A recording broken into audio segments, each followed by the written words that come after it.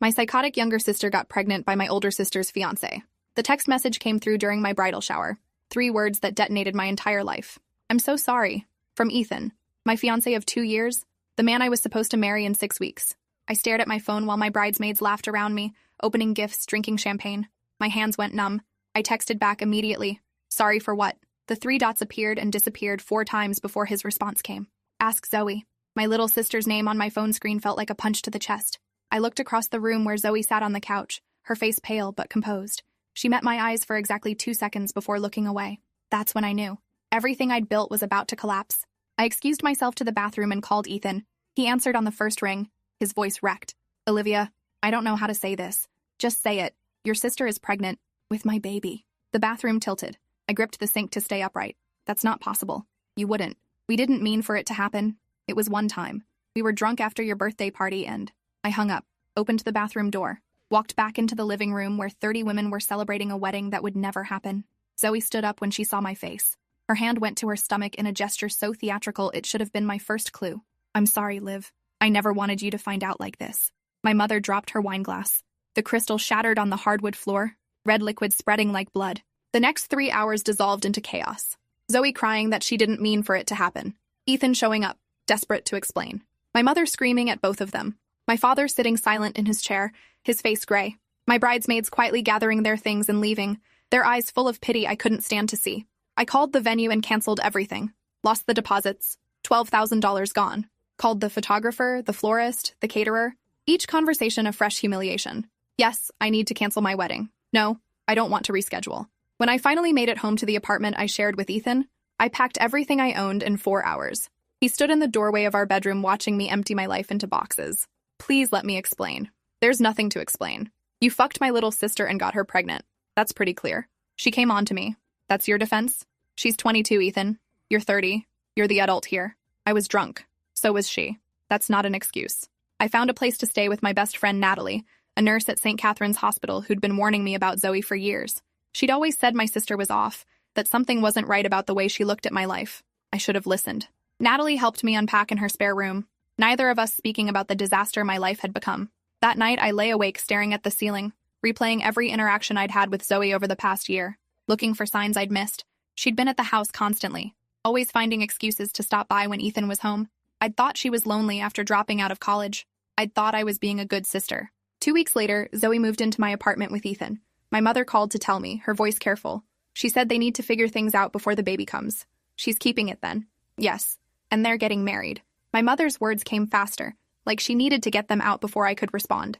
Small ceremony at the courthouse next month. Just family. The bile rose in my throat. You're going, aren't you? We have to, Olivia. She's carrying our grandchild. Your first grandchild was supposed to be mine, after I married Ethan. Remember? The silence on the other end told me everything. She'd already chosen. I hung up and threw my phone across the room. Natalie found me on the bathroom floor an hour later, dry heaving into the toilet. She held my hair back and didn't ask questions. That's what real sisters do. The wedding happened on a Thursday morning in October. I didn't attend, but I heard about it. Zoe wore white, a floor-length gown with a fake baby bump showing through the silk fabric. 6 months pregnant, she told everyone. The baby would come in 3 months. My parents stood beside her, smiling in the photos that showed up on Facebook. Ethan looked pale and thin, like he'd lost 20 pounds. I studied his face in those pictures, looking for signs of happiness. I found none, just resignation and something that looked like fear. At work, people whispered. I was a paralegal at a mid-sized law firm, and gossip traveled fast. Felicity Nguyen, one of the senior associates, pulled me into her office a week after the wedding. How are you holding up? I'm managing. If you need time off, you should take it. This kind of family stress can be overwhelming. I don't need time off. I need work. Something to focus on besides my sister stealing my entire life. Felicity watched me with careful eyes. Has she always been like this? Competitive? Jealous?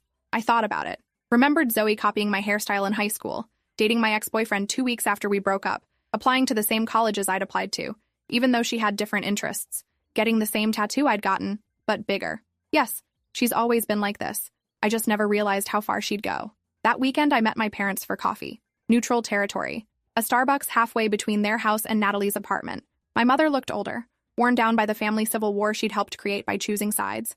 Your father and I want you to know we still love you. Just not enough to skip Zoe's wedding. That's not fair, Olivia. You made your choice. I made mine. My father finally spoke up. His voice was rough, unused. Your grandmother's will. You should know. Zoe inherits everything. I set down my coffee cup carefully. What are you talking about? The estate. Your grandmother's house? Her investments? The will states it goes to the first granddaughter who marries. Zoe married first. Technically, I was supposed to marry first. My wedding was supposed to be 6 weeks before hers, but she made sure that didn't happen. You think she got pregnant on purpose? To beat you to marriage? My mother's voice rose. That's a horrible thing to suggest. Is it? Because grandma's estate is worth over $2 million.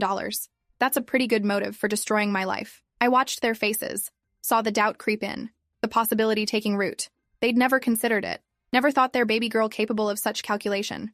I had. I'd been thinking about it for weeks now. The timing was too perfect. The pregnancy announced right before my wedding. Ethan's sudden guilt and confession. I hired a private investigator. Cost me $3,000 I couldn't afford, but I needed to know. His name was Leonard Cross, a retired police detective who specialized in family cases. He listened to my story without judgment, taking notes on a yellow legal pad. What exactly do you want me to find? Proof that Zoe planned this, that it wasn't an accident. Bank records, phone records, anything that shows premeditation. Leonard called me 2 weeks later. We need to meet in person. I drove to his office, a converted house in the suburbs. He had files spread across his desk, security footage from several locations, phone records highlighted in yellow. Your sister's been busy. He pulled up footage on his computer. This is from a pharmacy near your apartment, 3 months before she announced the pregnancy. The video showed Zoe buying prenatal vitamins. She wasn't pregnant then. How do you know? Because I also have footage from the clinic where she supposedly got her first ultrasound. She never went inside, parked in the lot, sat in her car for 20 minutes, then left. He showed me more. Zoe visiting websites about fake pregnancy bellies, Amazon orders for prosthetic bumps, ultrasound images downloaded from Google. My hands shook holding the printouts. She's not pregnant. Not unless she's the first woman in history to need a fake belly while actually carrying a child. The room spun. Why would she fake a pregnancy? Leonard leaned back in his chair. That's what we need to figure out. But I found something else. Something that explains why Ethan married her so quickly. He pulled up photos. Me and Ethan, naked in bed together. Except I'd never taken photos like that. I don't remember this. You wouldn't. My tech guy analyzed the images. They were taken while you were unconscious. Note the positioning. The way your arm is draped. That's not natural sleep. That's sedation. I studied the photos more carefully. My eyes were closed, mouth slightly open. Ethan's eyes were also closed. Both of us arranged like dolls. Where did these come from? Zoe sent them to Ethan 3 days before he texted you that apology. She's been blackmailing him, threatening to release them publicly, claim he drugged and assaulted her. I felt sick. She drugged both of us. Posed us like this. Yes. Probably Rohypnol or something similar. My tech guy thinks the photos were taken in Zoe's apartment, not yours. Note the wall color and the bedspread. That's not your place. She transported 2 unconscious adults to her apartment and photographed us. It's elaborate, but possible with help. I'm looking into whether she had an accomplice. I need to see Ethan. I need to know if she's blackmailing him. That might not be safe. If Zoe's as unstable as these files suggest, confronting her could be dangerous. I don't care. She's destroyed my life. I deserve to know why. I showed up at my old apartment at 8 p.m. on a Saturday. Zoe's car wasn't in the lot. Ethan answered the door in sweatpants and a wrinkled t-shirt. He looked terrible. Let me in. We need to talk. Olivia, I can't. She'll know you were here. She tracks my phone. She what? He pulled me inside quickly, checking the hallway before closing the door. She has an app on my phone, monitors where I go, who I talk to.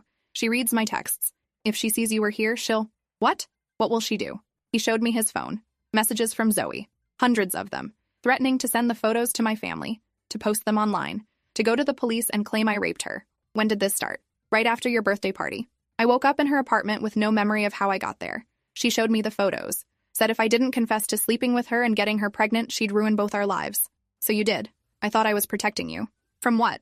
The truth? She said she'd send you worse photos. Images edited to look like we'd both. He couldn't finish. Like you'd both what? Assaulted her. Together. She had them doctored somehow. They looked real.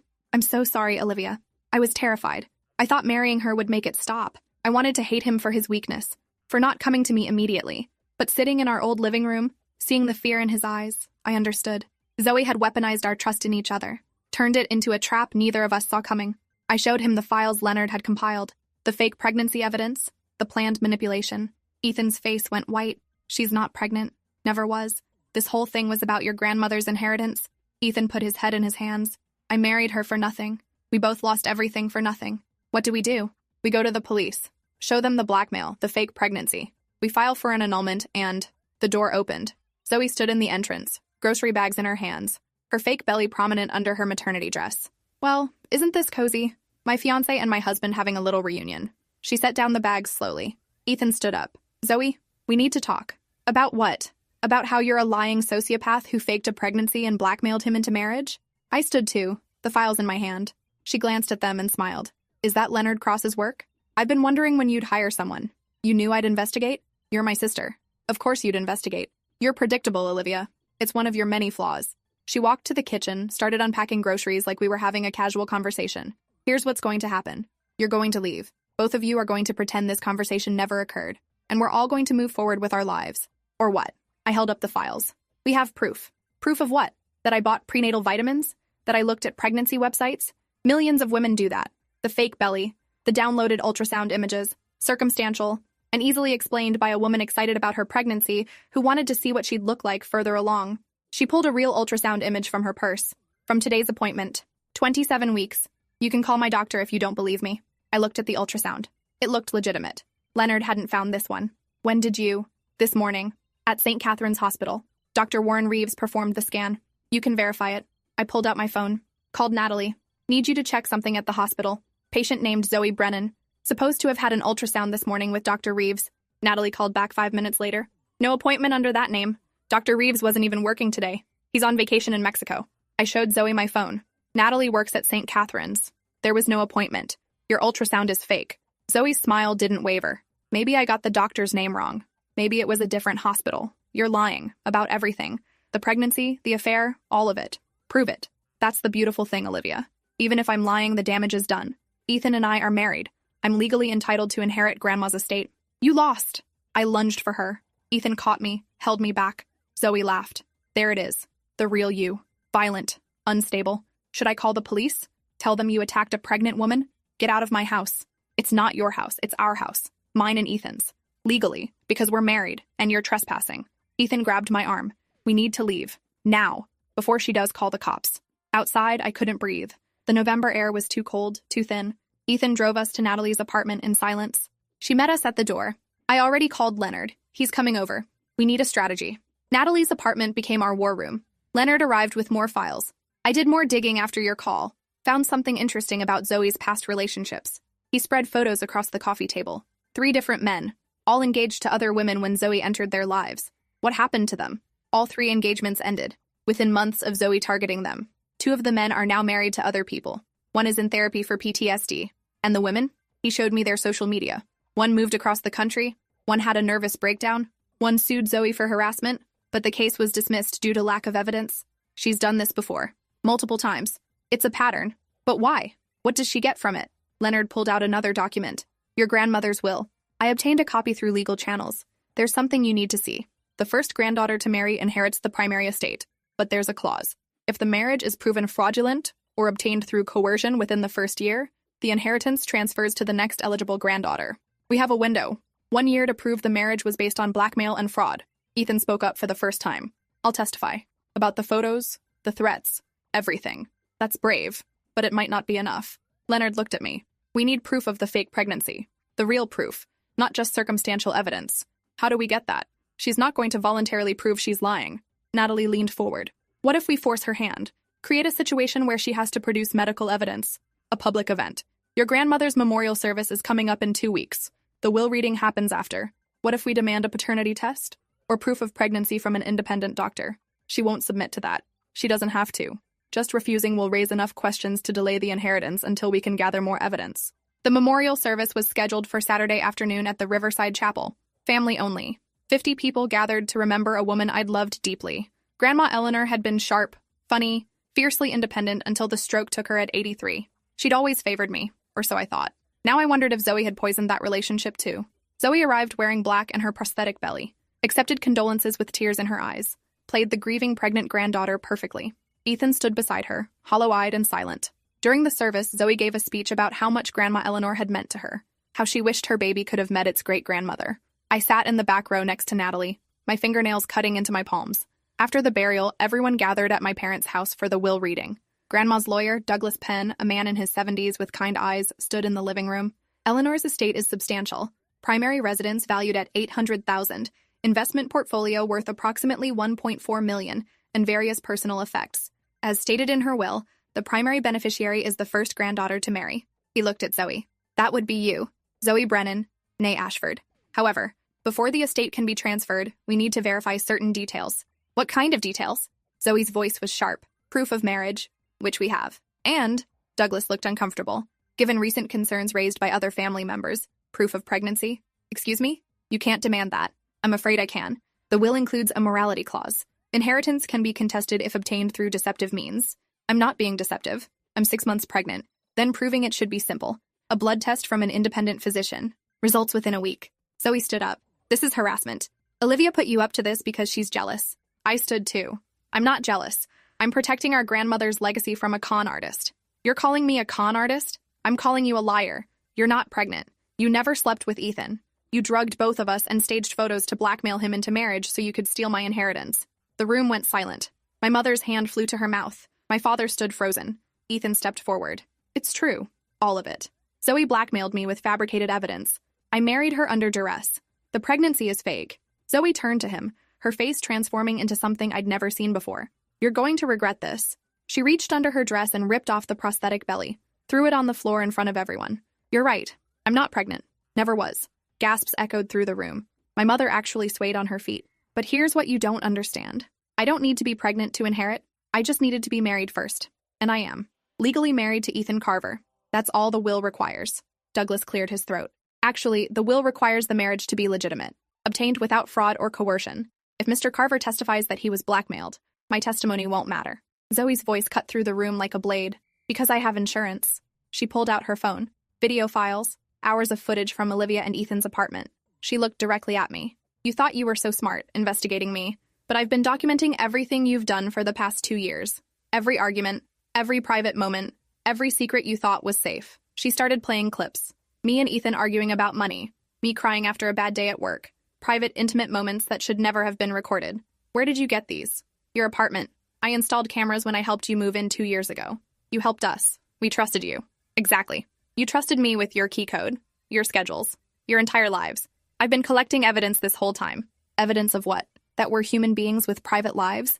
Evidence that you're not as perfect as you pretend. She scrolled through her phone, found another file. This one's my favorite. She played a video of me and Natalie having wine 3 months ago. In the recording, I was crying, telling Natalie I wished Zoe would disappear, that sometimes I fantasized about her dying. It was a moment of weakness, of pain. Everyone has those thoughts when they're hurt, but seeing it played in front of my family, I looked unhinged, violent. See? Olivia's not the victim here. She's been plotting against me this whole time, wishing me dead, trying to destroy my marriage. I turned to Douglas. This doesn't change anything. She still blackmailed Ethan. She still faked a pregnancy. The marriage is fraudulent. We'll see what a judge says. But first, I'm filing for a restraining order against Olivia, for harassment and threats. My lawyer will handle the inheritance transfer. And Ethan. She turned to him. You're going to withdraw your testimony, or I release every video I have, including ones you really don't want public. What videos? Videos from your apartment that show exactly why you broke up with that girl in college, the one who accused you of. She didn't finish. Didn't need to. Ethan's face went gray. That was dismissed. Charges were dropped. She was lying. Was she? I have footage that suggests otherwise. I installed those cameras before you two even moved in, when the previous tenant lived there. Funny what people do when they think they're alone. Natalie grabbed my arm. This is extortion. Call the police. Go ahead. Zoe's smile was reptilian.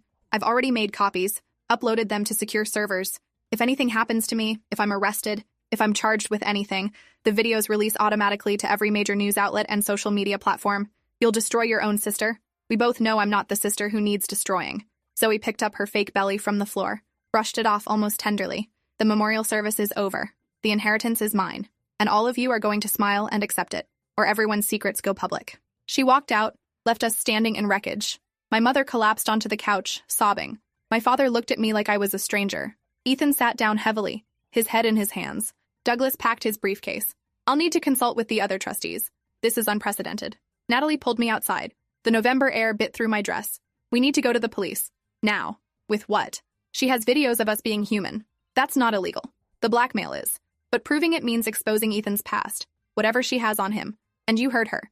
If we try anything, everything goes public. So she wins? She just gets away with all of this? Natalie's phone buzzed. She looked at the screen and went pale. What? I think I know how she did it. How she got those videos from your apartment. She showed me her phone. A news article about a security company being investigated for illegal surveillance. The company was called Safeguard Home Systems. Your building uses them, right? Yes. They installed cameras in all the common areas 2 years ago. According to this article, they've been installing hidden cameras inside apartments without tenant knowledge, recording people in their homes, selling the footage. A class action lawsuit was just filed. I grabbed her phone, read the article twice.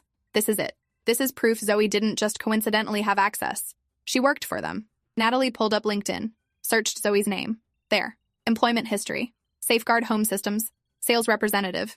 2 years ago. She got the job right before you moved into that building. She planned this from the beginning. Researched where you were moving, got hired by the security company, installed cameras in your apartment before you even signed the lease. How long has she been planning this? I thought about all the failed relationships Leonard had documented. Probably years. Since Grandma updated her will. Zoe would have been 19 when the will was changed. Old enough to understand what it meant. Young enough to be patient. We drove to Leonard's office. He was still there at 9 p.m., surrounded by case files. Leonard looked up when we burst in. I found something. We all spoke at the same time. Showed him the article about Safeguard. He pulled up his own laptop. I was just researching that. The company's being shut down. Federal investigation for violation of wiretapping laws. Everyone who had their systems is entitled to sue. And everyone who worked for them during the illegal surveillance period could face criminal charges, including Zoe, if we can prove she knowingly installed cameras without consent. Leonard pulled out another file. I've been looking into Zoe's finances. She's broke. The inheritance isn't just about beating you, Olivia. She needs the money. Credit card debt north of $40,000. Student loans in default. She dropped out of 3 different colleges. Your grandmother's estate is her only way out. That makes her more dangerous. Desperate people do desperate things. We need to move fast. File a lawsuit against Safeguard and name Zoe as a defendant. Subpoena her employment records. Prove she had access and motive. How long will that take? Months, maybe years. The inheritance will be transferred before then, not if we get a temporary injunction. Stop the transfer until the lawsuit is resolved. Douglas might help with that. He seemed genuinely shocked. We worked through the night, filed paperwork, gathered evidence, built a case that was equal parts civil lawsuit and criminal complaint. At dawn, Leonard drove me home to Natalie's apartment. Sleep for a few hours. You'll need energy for what comes next. I couldn't sleep. Lay in bed staring at the ceiling, my mind replaying every interaction with Zoe, looking for the moment I could have stopped this, the warning sign I should have seen. My phone buzzed at 7 a.m. Text from my mother. We need to talk. Come to the house. I drove over in yesterday's clothes. The neighborhood looked the same as always. Neat lawns. Families heading to Sunday morning church. Normal life continuing while mine fell apart. My parents were in the kitchen. Coffee brewing. The morning paper spread on the table. Headlines about the Safeguard scandal taking up the front page. We saw the article. My father's voice was heavy. Is it true? Did Zoe work for them? Yes. And she used that access to spy on me and Ethan. To collect blackmail material. To destroy our lives so she could steal an inheritance. My mother's hands shook around her coffee mug. I don't understand. When did she become this person? She's always been this person. We just didn't want to see it. Remember when she plagiarized my college essay? When she stole my boyfriend in high school? When she lied about having cancer to get attention our junior year? We made excuses. Said she was young, troubled, acting out. I sat down at the table. She's not troubled. She's calculating. This isn't a mental breakdown. It's a multi-year plan that she's executing perfectly. My father looked older in the morning light. What do? You stop enabling her. You testify about what you saw at the memorial service. The fake pregnancy, the blackmail. You help us get a restraining order and an injunction. My mother shook her head. She's still our daughter. She's a criminal who's destroying her sister. I'm your daughter too. Remember? You have to choose. Her or me. Because I can't do this alone anymore. The silence stretched. Finally, my father nodded. We'll help. Whatever you need. Tell us what to do. We filed for an emergency injunction Monday morning. Judge Catherine Moreno presided. She was in her 50s, known for no-nonsense rulings. Zoe showed up with her lawyer, a man named Grant Felton, who looked expensive. He argued the case was frivolous, motivated by sibling jealousy. My lawyers presented the Safeguard evidence. Employment records showing Zoe had access. Video timestamps matching her work shifts. She had means and opportunity. Judge Moreno reviewed the documents. This is concerning. Miss Ashford, did you install surveillance equipment in your sister's apartment without her knowledge or consent? Zoe stood. I installed company equipment as part of my job. I didn't know it included hidden cameras. That's the company's fault, not mine. Did you access footage from those cameras? I may have seen some files. As part of quality control. Quality control that included watching your sister's private moments? Collecting material to use against her? Grant interrupted. Your Honor, my client's employment practices aren't on trial here. The inheritance is. And Miss Ashford met all legal requirements for inheritance. She was married first. Actually, Douglas stood up from the back of the courtroom. The will specifically requires the marriage to be legitimate. Mr. Carver has provided sworn testimony that he was coerced. Judge Moreno looked at Ethan. Mr. Carver, is this true? Ethan stood. Yes, Your Honor.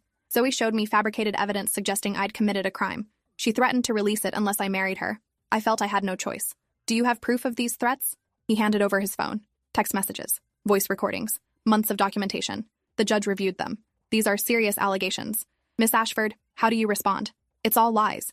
He's colluding with my sister because he regrets marrying me. Wants to go back to Olivia. He's making up stories to invalidate our marriage. Your Honor, I have evidence that contradicts that. Leonard stood up. Private investigator Leonard Cross. I've compiled documentation of Miss Ashford's pattern of behavior. 3 previous relationships where she targeted engaged men. Similar tactics each time. Judge Moreno held up her hand. This is becoming complex. I'm granting a temporary injunction. The inheritance transfer is suspended for 90 days pending further investigation. Miss Ashford, you're ordered to submit to an independent psychological evaluation. Mr. Carver, you'll need to provide additional evidence of coercion. We'll reconvene in 30 days. Court dismissed. Zoe's face contorted with rage. She turned to me in the hallway outside the courtroom. You think you've won? This isn't over. Not even close. What else can you possibly do? You've lost. The injunction is in place. The inheritance is frozen.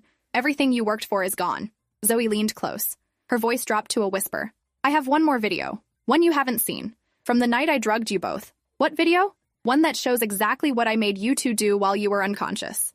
Things that would destroy both your lives if they went public. I had help that night. Someone who held the camera while I positioned you. Someone who has copies that will release if anything happens to me. My blood froze. Who helped you? Doesn't matter. What matters is that video exists. And unless you drop this case immediately, it goes viral. Every news outlet, every social media platform, your family, your employers, everyone will see what you're capable of when you're not conscious enough to stop it. I grabbed her arm. You're bluffing. Am I? Test me. She pulled away and walked down the courthouse steps. Grant followed her, talking urgently on his phone. Natalie appeared beside me. What did she say? She claims she has another video. Something worse than the staged photos. Something that would destroy us if it went public. Do you believe her? I don't know. But I can't risk it. If there's even a chance she's telling the truth, then we need to find out who helped her that night. Find them before they release anything. Leonard was already on his phone. I heard some of that. Let me make some calls. By evening, we had a name. Zoe's ex-girlfriend. A woman named Harper Sinclair who'd been her partner during college. Leonard found social media posts showing them together 2 years ago, right around the time the cameras were installed. We need to talk to her.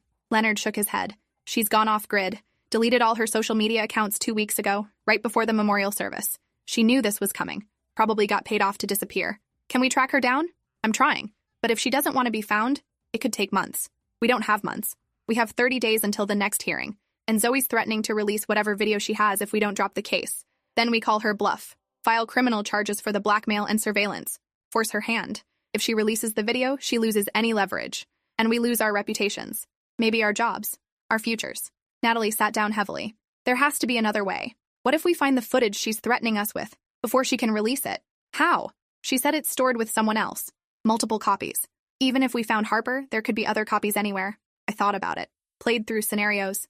Zoe's entire plan depended on controlling information, having leverage over everyone around her. But leverage only works if people believe it exists. What if the video doesn't exist? What if she's lying about having footage from that night? The photos we've seen are bad enough. She might not have anything worse. It's a gamble. Leonard looked skeptical. If you're wrong and she does have something, then we're no worse off than we are now. She's already destroyed my engagement, stolen my inheritance, and poisoned my family. What else can she take? Natalie grabbed my hand. Your career, your reputation, everything you've built beyond this family drama. And I'd lose it all anyway if I let her win. At least this way I'm fighting back. We filed criminal charges Wednesday morning. Blackmail, extortion, illegal surveillance. The district attorney, a woman named Pamela Brooks, reviewed the case personally. This is strong. If even half of this is true, your sister is looking at serious prison time. How soon can you move forward? We'll arraign her within 48 hours. Be prepared for fallout. People like this don't go quietly. The arraignment was scheduled for Friday afternoon.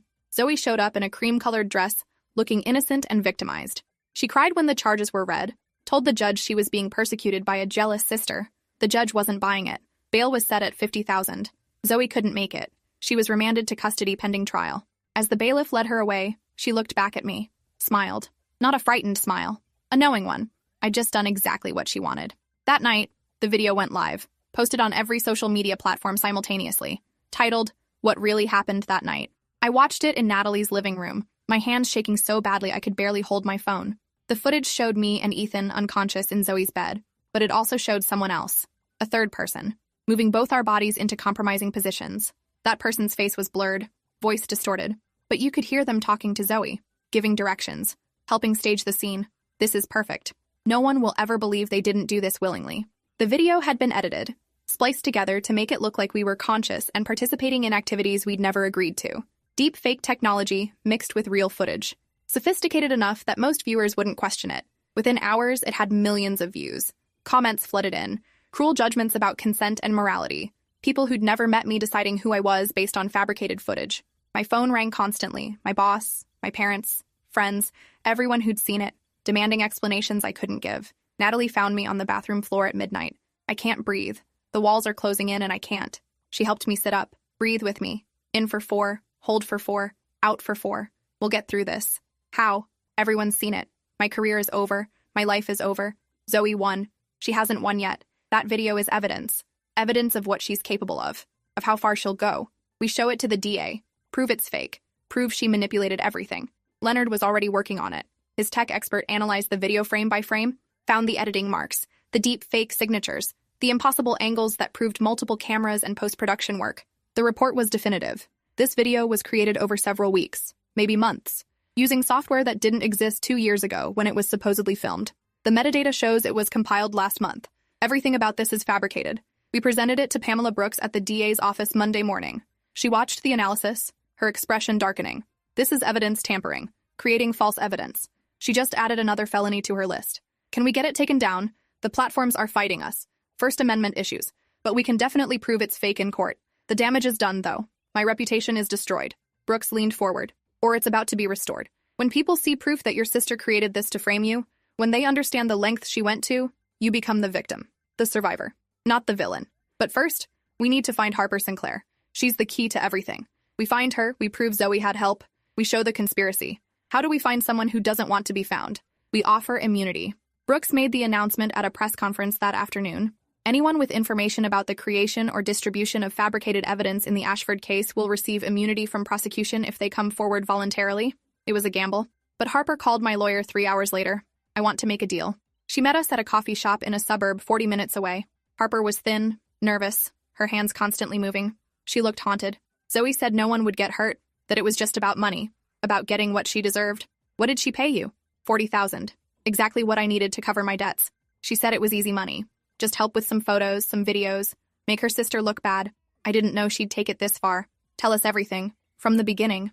Harper took a shaky breath, started talking.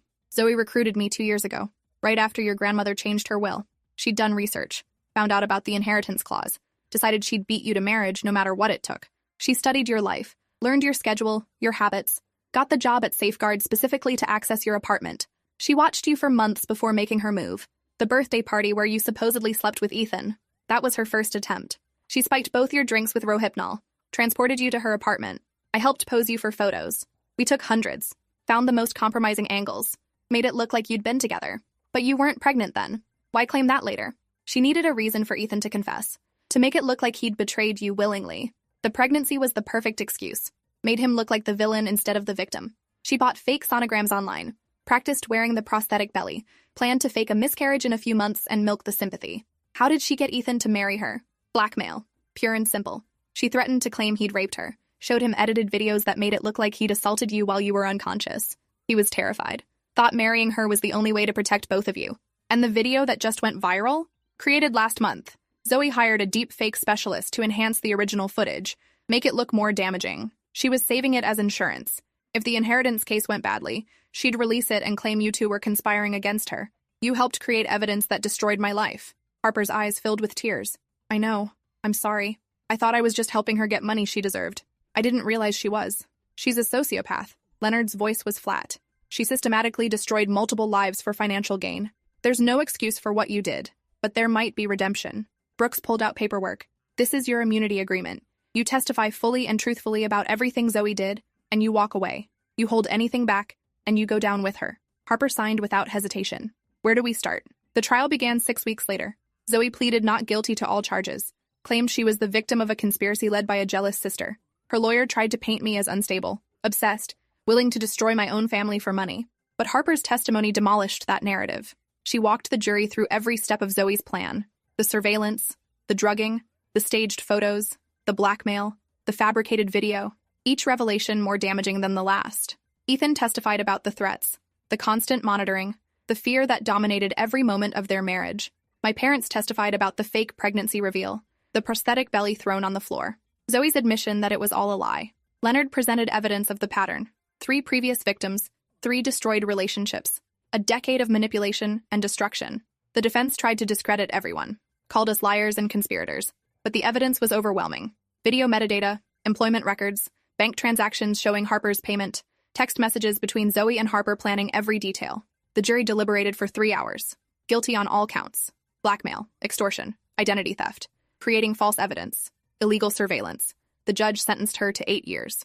Zoe stood expressionless as the sentence was read, showed no emotion until they led her away. Then she looked back at me one final time, mouthed 2 words: worth it. The inheritance was released to me 4 months later, after Zoe's appeals were exhausted, after the marriage to Ethan was annulled, after everything she'd built collapsed completely. I stood in Grandma Eleanor's house for the first time as its legal owner, walked through rooms full of memories, found a letter in the study addressed to me, written months before Grandma died. My dearest Olivia, if you're reading this, it means my will has been executed.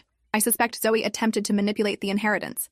She's been troubled for years, and I've watched her deterioration with a grandmother's heartbreak. The will was designed to test character, not reward speed.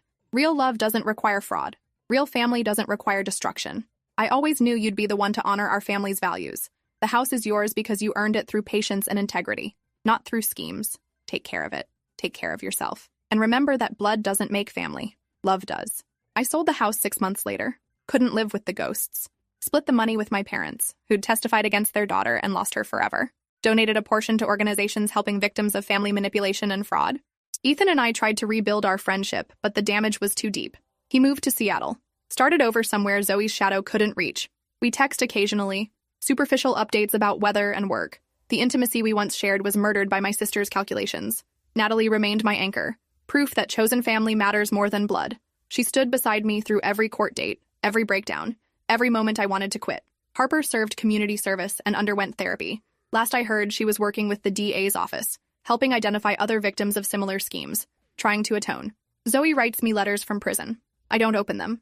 Natalie collects them in a box in her basement, evidence for the restraining order that will activate upon her release. I changed careers, became a victim's advocate, use my story to help others recognize manipulation before it destroys them, give talks at law schools about familial fraud, show the video of Zoe's arrest as a teaching tool. The inheritance clause was removed from Grandma's will and probate. The estate distributed equally among all grandchildren now, preventing future manipulation, closing the loophole Zoe exploited. On the anniversary of my canceled wedding, I visit Grandma's grave, bring flowers, tell her about the year, about surviving when survival seemed impossible. I don't forgive Zoe, probably never will, but I understand her better now. She saw love as competition, family as a game to win. The inheritance wasn't about money. It was about proving she could take everything that mattered and make it hers. She lost. But victory doesn't feel like I imagined. It feels like survival, like emerging from a war zone scarred but standing. My sister taught me that blood can be poison, that family can be the enemy, that trust is dangerous when given to the wrong people. But she also taught me resilience. That truth eventually surfaces. That documentation and patience can outlast manipulation. That sometimes the only way to win is to refuse to play by someone else's rules. 5 years later, I'm building a life she can't touch. New career, new city, new relationships built on honesty instead of obligation. The inheritance is gone, spent on legal fees and healing and starting over. But I'm free in ways I never was before. Free from the obligation to protect a sister who wanted to destroy me. Free from the guilt of family loyalty when family was the weapon. Zoe will be released eventually. Face the world she tried to manipulate. I'll be ready. Not with revenge. With boundaries. With distance. With the life I built from the ruins of her schemes. That's the inheritance that matters. Not money or property. But the knowledge that I survived my own sister's systematic destruction and came out stronger. She took 2 years of my life. I refused to give her more. That's the real victory. Living well despite her worst efforts. Proving that calculated cruelty might win battles but loses wars. The inheritance was never about a house or money. It was about who we become when tested. Zoe chose destruction. I chose survival. And in the end, that made all the difference. Thanks for watching till the end. Make sure to subscribe and like to not miss the next story.